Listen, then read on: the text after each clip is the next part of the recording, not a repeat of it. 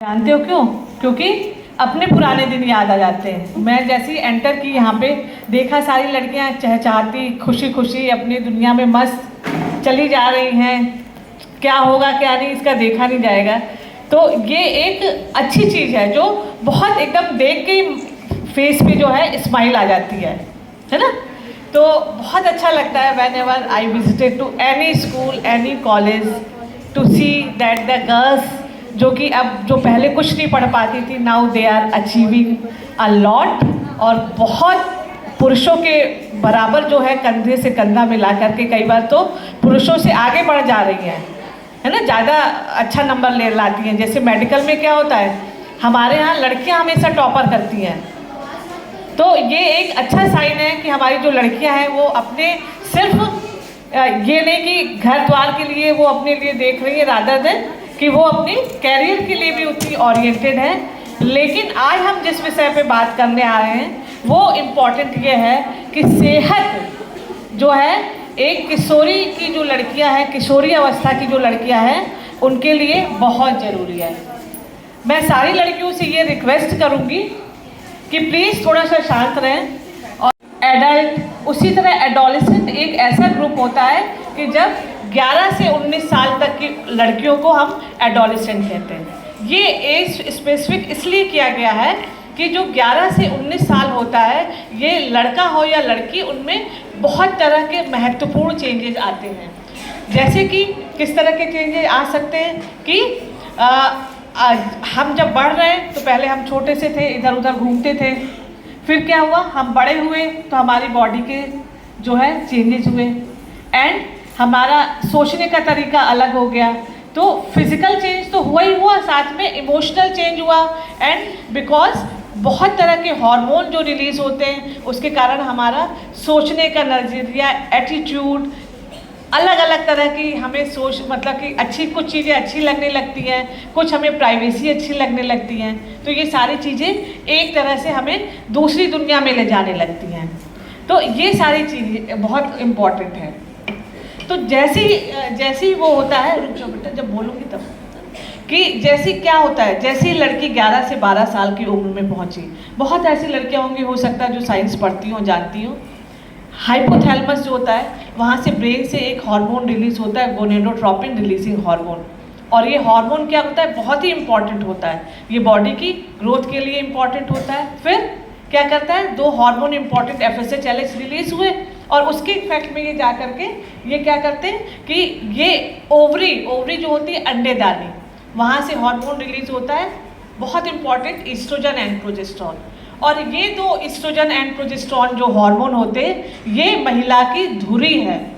धुरी in the sense कि ये अच्छे हार्मोन हैं और इसी के कारण महिलाओं का जो शारीरिक एक डेवलपमेंट होता है और रिप्रोडक्टिव डेवलपमेंट भी होता है।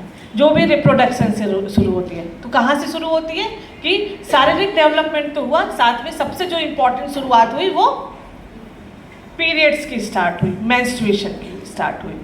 और जो मेंस्ट्रुएशन है दिस इज द इंडिकेटर कि एक लड़की जो वो माँ बन सकती है, she can reproduce the child.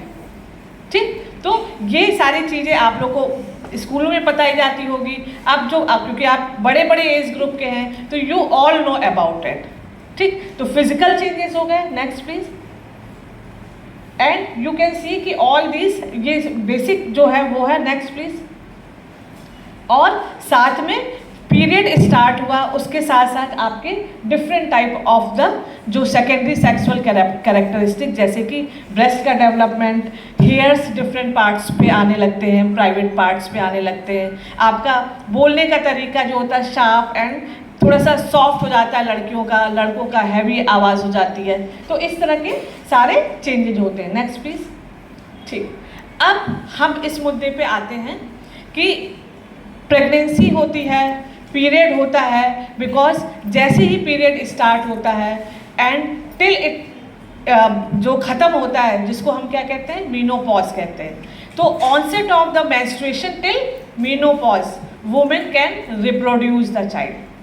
ठीक, ये तो एक बेसिक चीज़ है, लेकिन हमारी समस्या क्या है, हमारी समस्या ये है कि ये जो 11 से 19 साल की जो दहलीज है वो बहुत ही, जितनी अच्छी है उतनी ही खतरनाक होती है, बिकॉज वी डोंट नो कि कैसे प्रेगनेंसी होती है। इसलिए मैं आज ये बना के लाई हूँ कि कम से कम तुम लोग को पता हो कि कैसी प्रेगनेंसी होती है, सो दैट कि कभी भी, और इस एज ग्रुप पे सबसे ज़्यादा क्या होता है, अपोजिट सेक्स अट्रैक्शन, है ना, ये कॉमन चीज़ है क्योंकि हार्मोन रिलीज हो रहा है।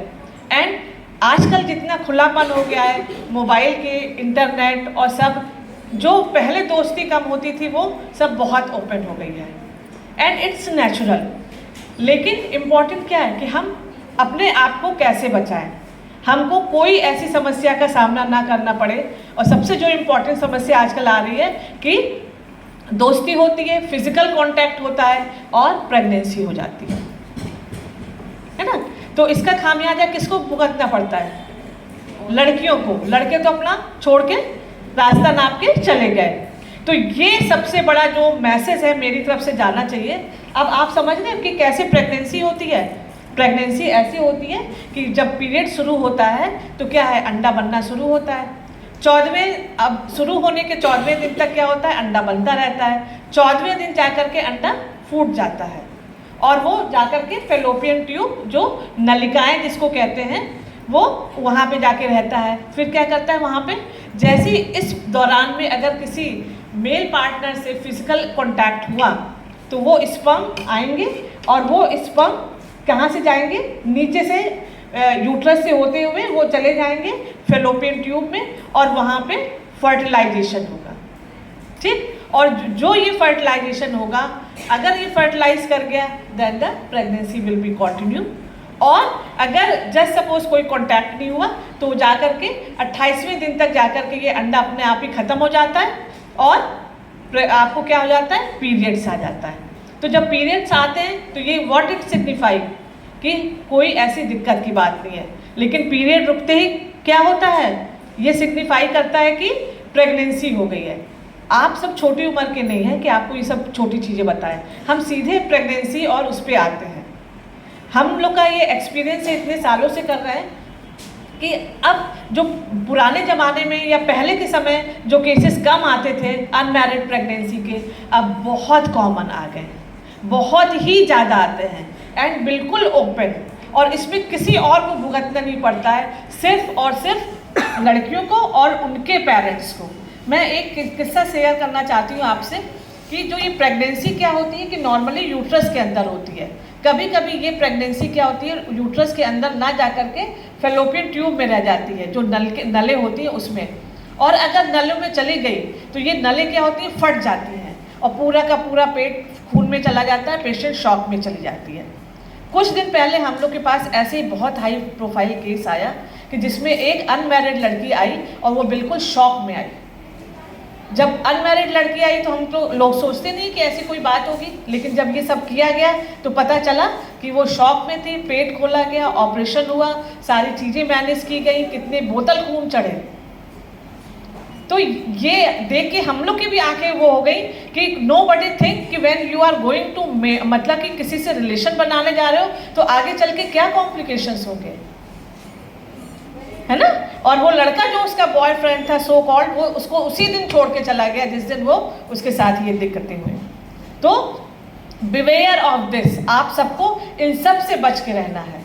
दोस्ती एक लिमिट तक ठीक है, लेकिन अभी भी हमारी नेक्स्ट प्लीज, अभी भी हमारे इंडियन उसमें नहीं ये अलाउड है कि अनटिल अनलेस जब तक शादी ना हो जाए, मैरिज, तब तक हम बच्चे होने का एक्सेप्टेंस अभी नहीं कर पाए हैं। Maybe later on we can do but not at yet, क्योंकि उसमें परेशानी सिर्फ महिला को होती है।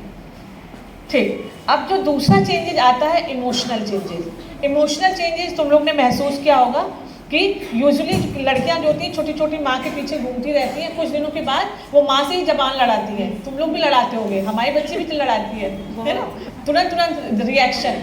और क्या है, मोबाइल या कोने में बैठ गए एंड दे वांट्स कि उसको कुछ प्राइवेसी चाहिए। तो ये ऐसा कुछ नहीं है, all these the normal things. Next please. ठीक, तो नेक्स्ट प्लीज। तो ये सब जब भी होता है, ये सब जो हमारा ब्रेन है उसके डेवलपमेंट के, क्योंकि इस एज में 11 से 19 साल में ब्रेन का जो है वो एक तरीके का चेंज हो रहा है। कुछ न्यूरॉन्स बढ़ रहे हैं, कुछ कम हो रहे हैं, तो उसके कारण ये सारी चीज़ें बार बार आती रहती हैं।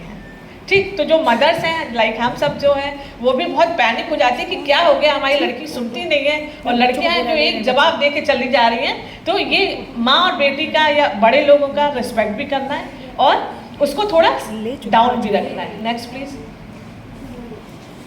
नेक्स्ट। अब हम आते हैं कि जो हमारी एडोलेसेंट या यंग एज की लड़कियां, उनमें क्या प्रॉब्लम आती है, सेक्सुअल एंड रिप्रोडक्टिव हेल्थ, है ना। दूसरी कि मेल न्यूट्रिशन जिसमें खाने की कमी के कारण होता है, या खून की कमी जो आज किया भी जा रहा है। तीसरा कुछ मेंटल प्रॉब्लम्स, आजकल हर बच्चा क्या है, डिप्रेशन में चला जाता है, सुसाइड कमिट करने की आदत हो गई है या हो जाता है, हो सकता है इतना स्ट्रेस हो। या फिर जो सबसे भयावह चीज़ होती है वो सेक्सुअल एब्यूज़, है ना। One by one we will talk. Next please. Reproductive problems में सबसे पहले इम्पॉर्टेंट कि ऑनसेट ऑफ द मेंस्ट्रुएशन, नया चीज़ शुरू आए तो you should know how to maintain, how to manage the menstrual when हो रहा है, कैसे हाइजीन को मेंटेन करना है। Menstrual problem can be, next please, and other reproductive problems. Other reproductive problems में क्या हो सकता है कि कभी कभी जैसे कि बहुत गंदा पानी चल रहा है, क्या करें, या कभी कभी कोई बीमारी ही सच में हो गई है तो उसको टाइम से ला करके डॉक्टर को दिखा दें। ये पॉइंट जो है दिस इज़ द सबसे इम्पॉर्टेंट है। आपको पेट में एक बड़ा सा सूजन हो रही है, आप डॉक्टर को दिखा लेंगे। आपको कोई दिक्कत हो रही है, खांसी आ रही है, बुखार आ रहा है, आप डॉक्टर को दिखा लेंगे। पीरियड में दिक्कत हो रही है तो भी दिखा लेंगे, लेकिन nobody talks about on this. और अल्टीमेटली क्या होता है, कहाँ से मिलती है आपको, मीडिया से। खोला गूगल, फट से देखा कि क्या होता है, what is the masturbation, nobody knows, but immediately you have seen, you will see this, but वो सही चीज़ नहीं है। आपको उसके लिए अगर कोई ऐसी कोई प्रॉब्लम है या कुछ है, you can come and we can do the counselling properly, that is very very important. Next please. और अनसेफ एबॉर्शन के जैसे मैंने आपको बताया एक किस्सा कि प्रेगनेंसी होती है, कभी कभी अनप्रोटेक्टेड होने के कारण HIV इन्फेक्शंस और बहुत तरह के जो STDs इन्फेक्शंस होते हैं वो सारे हो जाते हैं, और ज़िंदगी भर उसका इलाज कराते रहिए वो ठीक ही नहीं होता। और कभी कभी तो ये हो जाता है कि इनफर्टिलिटी, बाद में पता चलता है कि जब हम लोग इनफर्टिलिटी मतलब बच्चा नहीं हो रहा, क्यों नहीं हो रहा, तो जब रेट्रोस्पेक्ट में जाते हैं, कभी प्यार से पूछते हैं, देन दे टोल्ड कि इस तरह से हमारा संबंध था और हमने इतने दिन तक ये दवा खाई, ये ट्रीटमेंट लिया, so that we got it. Next please. ठीक, नेक्स्ट। तो मैं हमेशा कहती हूँ कि एबॉर्शन के कॉन्डोम 100% निरोध को इस्तेमाल करें। क्यों? उससे दो फायदे, एक तो प्रेगनेंसी नहीं होगी, दूसरा जितनी तरह की STDs HIV इन्फेक्शंस हैं वो नहीं होंगे।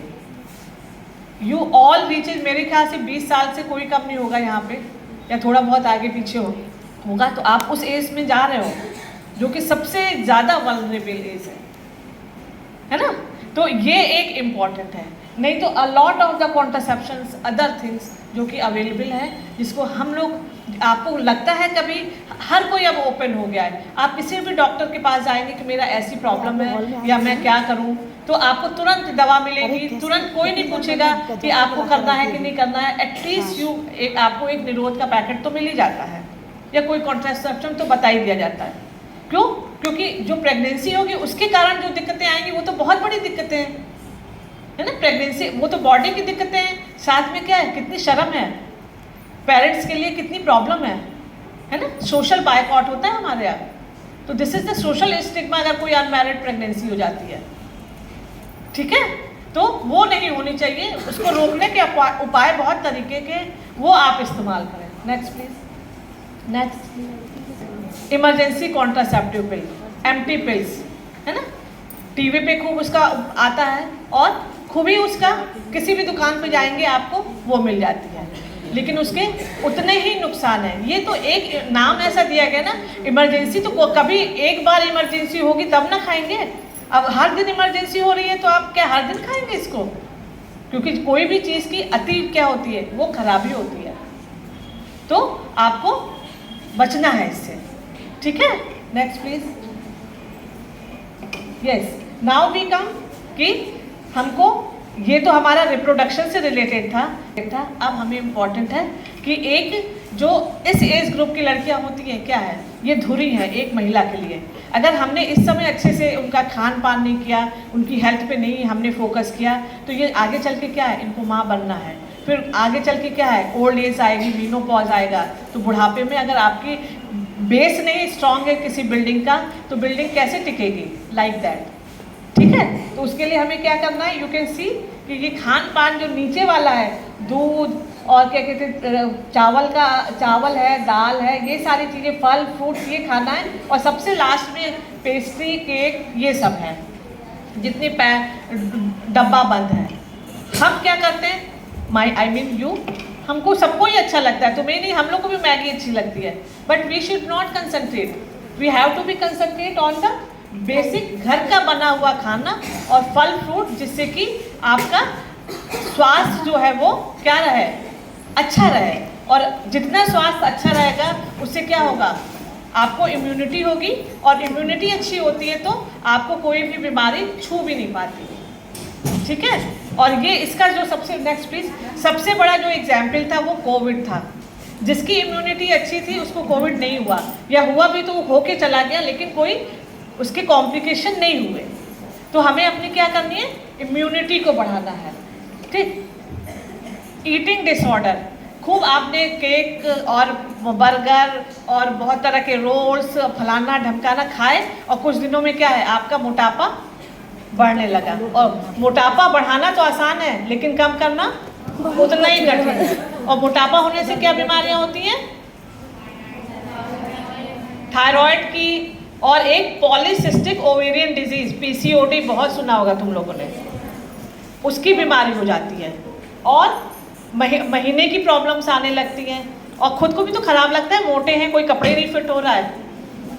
दूसरी तरफ क्या है, कुछ लड़कियां जो हैं वो करीना कपूर बनना चाहती हैं, 0 फिगर, वो खाना ही नहीं खाती हैं कि कहीं हम मोटे ना हो जाएं, हम पे ये ड्रेस नहीं फिट होगी, ये जीन्स नहीं आएगी, है ना। तो ये हमें दोनों ही चीज़ को नहीं करना है, हमें क्या करना है, हेल्दी लाइफ को अपनाना है, कि एक जो सामान्य वेट होना चाहिए हाइट के अनुसार उस एज में उतना ही रखना है, ना ही मोटा होना है, ना ही एकदम पतला होना है कि उठ ही नहीं पा रहे हैं। मम्मी ने कहा पानी ले आओ, तो पानी लाने की हिम्मत नहीं रह गई है, तो वो भी नहीं करना है। तो you have to be balanced diet. Next please. ये तो आप लोग को आज बताया जा रहा है, कैंप लगा है इतना बड़ा। हीमोग्लोबिन, नॉर्मल हीमोग्लोबिन कितना होना चाहिए, एक लोग हाथ उठाओ, जल्दी से बता दो क्योंकि टाइम नहीं है। WHO हमारे यहाँ माना जाता है सबसे बड़ी 14, लेकिन और एनीमिया कब कहते हैं, जब 11 ग्राम% से कम होने लगे मिनिमम। वैसे आइडियल इट शुड बी 14 ग्राम%। तो अपना स्टेटस देख लेना कि तुम लोग कहाँ पे लाइक कर रहे हो।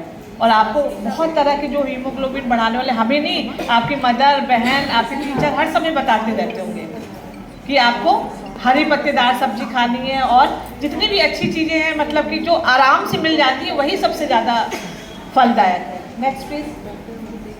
यस, बिसाइड दैट इम्पॉर्टेंट कि वैक्सीन्स कुछ लगनी चाहिए, और वैक्सीन में सबसे important HPV vaccine. HPV vaccine क्या होती है, जो बच्चेदानी के मुंह का कैंसर, सर्वाइकल कैंसर होता है, उसको रोकने के लिए होती है। ये कैंसर इतना भयावह है, और हमारे यहाँ इंडिया में ये 2nd नंबर पे रखता है, क्योंकि इसका जो पता ही बहुत दिनों के बाद लगता है, जब ये एकदम फैल जाता है। तो 9 से 14 साल की उम्र में 2 डोजेज, और 14 से आगे चल करके वो 3 डोजेज लगती है। तो हर कोई जो है यहाँ पे वो ये वैक्सीन जरूर लगाए, और घर में भी सबको बताएं कि इट इज़ मस्ट, क्योंकि इस वैक्सीन को लगाने से इतना बड़ा कैंसर हम रोक सकते हैं। ठीक है, और रुबेला बचपन में MMR लगता है, वो नहीं तो नहीं लगाए तो रुबेला की वैक्सीन, क्योंकि उसके कारण भी बहुत तरह की परेशानी होती है। Hepatitis B vaccine is also important, कि वो भी लग जाने चाहिए। तो 3-4 ये 2-3 जो वैक्सीन है that should be covered by whole of. सबने कोविड की वैक्सीन लगवाई होगी ना? कैसे? जब डंडा पड़ा, हाँ, गवर्नमेंट ने कहा कि बिना वैक्सीन लगवाए आपको अस्पताल में, स्कूल में कहीं घुसने को नहीं मिलेगा, तो सब लोग गए दौड़े, अरे ये तो अपनी जान बचा रही है, तो वैक्सीन तो लगवाना ही लगवाना है ना। Next please. Yes, sexual abuse, ना। इस तुम्हारे एज तक तो मुझे लगता है कि सबको ये बात समझ में आने लगती है कि हाउ वी शुड बी, मतलब कि हमें कैसे बचना है। Some time it happens by mistakely, by accidentally, हमें नहीं पता चलता कई बार, क्योंकि कई जो सबसे ज़्यादा हम लोग ने केसेस देखे हैं कि जो सेक्सुअल एब्यूज़ होता है वो फैमिली में ही होता है, फैमिली एंड रिलेटिव्स में। क्योंकि आप किसी अपने वाले को तो विश्वास कर लेते हैं, जो बाहर का इंसान है तो उसको तो हम वैसे नहीं विश्वास करते, लेकिन अपने लोगों को तो हम विश्वास कर लेते हैं, रिश्तेदारों को, घर के लोगों को जो काम कर रहे हैं या इस तरह से। And some time they do, just suppose it happens, not to panic, कोई पैनिक नहीं, क्योंकि आपने तो कोई गलत काम नहीं किया। आपको तुरंत अपनी माँ को बताना है, फादर हैं, फादर को बताना है, बड़ी सिस्टर है। आपको लगता है कि घर का माहौल नहीं सही और नहीं बता पा रहे, हम बहुत हेजिटेट कर रहे हैं, कंसल्ट योर टीचर्स। बेस्ट जो गुरु इसीलिए तो कहा जाता है कि कौन ऐसी टीचर होगी जो आपने ये समस्या बताई और आपकी हेल्प नहीं करेगी।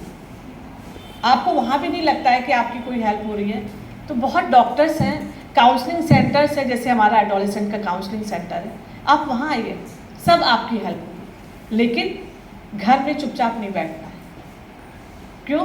क्योंकि ये सिर्फ एक तो बॉडी की ऊपर से जो आपको डिस्ट्रेस हुआ है, मेंटल स्ट्रेस होगा, वो आप ही के लिए, बॉडी के लिए और आपकी ही मेंटल हेल्थ के लिए नुकसानदायक है। एक तो पहले ये बचिए कि आपके साथ ये ना हो, लेकिन कभी कभी हो जाता है, हमने जिस पे विश्वास किया उसी ने सबसे पहले धोखा दे दिया। ठीक, तो थोड़ा सा अवेयर रहिए कि जो भी है उतने ही लिमिट बनाइए कि एक आपकी बीच की लाइन हमेशा मेंटेन रहे, उसकी हिम्मत ना पड़े कि आपको कुछ कर सके। Next please. यस, डिप्रेशन कितने लोग को होता है? हमको ही होता है, और तुम्हारे एज में तो सबसे ज़्यादा होता था। जैसे ही स्कूल की स्कीम आई एग्ज़ाम की, सबसे पहले डिप्रेशन हो गया। और वो डिप्रेशन जैसे जैसे एग्ज़ाम ख़त्म हुआ, जिस दिन लास्ट एग्ज़ाम में डिप्रेशन हवा में उड़ जाता है, सब फिल्म देखने चले गए, है ना। तो डिप्रेशन सिर्फ इसी का नहीं होता है, पढ़ाई का तो है ही, साथ में क्या है, बहुत तरह की कई बार फैमिली सिचुएशंस भी होती हैं। आपको कोई बार बार पोक कर रहा है, आपको परेशान कर रहा है, वो भी तो डिप्रेशन का एक वो है। तो ये एक बहुत ही इम्पॉर्टेंट मुद्दा है। और हमको कैसे पता चलेगा? हमको भूख नहीं लग रही है, नींद नहीं आ रही है, लॉस, एकदम हम ऐसे थका हारा महसूस कर रहे हैं, तो हमारे टीचर्स को मतलब ये कहना है कि सब गर्ल्स अगर they are behaving like that, तो just give the counselling, do the counselling, ask them कि if there is any problem, वो आपको डिस्कस करें and then you can give the proper solution. Next please. Again stress and coping, ऐसे ही होता है जब एग्ज़ाम आता है, एकदम सर पकड़ के बैठ जाते हैं कि कैसे करेंगे कोर्स, कैसे होगा, खाना पीना छोड़ दिया, ये सब छोड़ दिया। ये स्ट्रेस तो सही है, ये पॉजिटिव स्ट्रेस होता है। हम लोग पॉजिटिव स्ट्रेस इसलिए कहते हैं कि एग्ज़ाम का स्ट्रेस भी तो हो, नहीं तो पास कैसे हो गए, है ना। लेकिन और स्ट्रेस भी बहुत खतरनाक होते हैं। आपका बॉयफ्रेंड है, उसने छोड़ दिया, है ना, वो तो अपना दूसरी लड़के के साथ चला गया, आप किधर चले गए? स्ट्रेस में चले गए, क्योंकि उसके पास आपके साथ की फ़ोटोज़ हैं। कोई ऐसा टाइम हुआ होगा जब आप बहुत इंटीमेट हुए होंगे, वो भी फ़ोटो है, वीडियो बना है, सब तो उसके मोबाइल में। What will you do? वो धमकी दे रहा है कि आप हमें 10 लाख रुपए दीजिए, 5 लाख, तब हम, नहीं तो हम आपकी फ़ोटो वायरल कर देंगे फेसबुक पे, इंस्टा पे। तो all these are the stress. So important कि सोचो कि क्या ये जो हम कर रहे हैं या क्या हो रहा है, ये कितना सही होगा अभी के लिए एंड फ्यूचर के लिए। Next please. ये देखा है लड़कियों में होता है, हाथ खड़े करो जरा सब। एक ही लड़की कह रही है, हमारे हिसाब से तो और सुट से। क्यों? आप गोमती नगर और इंदिरा नगर में चले जाओ, स्कूटर पे करती हुई चली जा रही है, फुक्का ढेर सारे कैफे खुले हैं। एंड हमारा क्या एम है? आजकल की लड़कियां क्या कह रही हैं कि हमें लड़कों के बराबर होना है। अरे इसमें क्यों बराबरी करनी? ठीक है, next please. Know talking please. Next करो, ठीक। एंड कभी कभी ये डिप्रेशन जो है वो सुसाइडल टेंडेंसी करता है, और आपको इसके लिए बहुत ही हिम्मत से काम करनी पड़ेगी। कि जस्ट सपोज अगर कोई ऐसा फेस आया है तो ये एक दिन चला जाएगा, कभी दिन के बाद ऐसा हुआ, रात के बाद ऐसा तो कभी नहीं हुआ कि रात 5-6 दिन चली है, दिन आता ही है। तो हमें उस फेज से निकलना है। And talk to your mother, talk to your sister, talk to your friend, talk to your teacher, और जो भी आपके नियर डियर हैं उनसे बात करिए और इस समस्या से आप बाहर आइए। Next please, next. तो हमें क्या करना है, योगा और ये दुनिया भर की चीज़ें हैं वो आप करिए, नहीं तो डॉक्टर से कंसल्ट करिए, आपको सब तरह की ये चीज़ है। और बी रिलैक्स, खुश रहिए और दूसरों को खुश होने दीजिए। Next please. ठीक, तो इट वाज ऑल। मैंने बहुत हंस इसलिए किया है क्योंकि हमारा क्वेश्चन आंसर का भी सेशन है एंड वो ज़्यादा मेरे ख्याल से इंटरेक्टिव होगा। तो this was only, I have given the brief about the adolescents problem and adolescent health से रिलेटेड चीज़ें। ये हमारा KGMC में centre of excellence for adolescent health है। Anybody who wants counselling, any treatment, any type of the मतलब आपको कोई भी डिस्कशन करना है, you are most welcome. I am nodal officer from that. Thank you.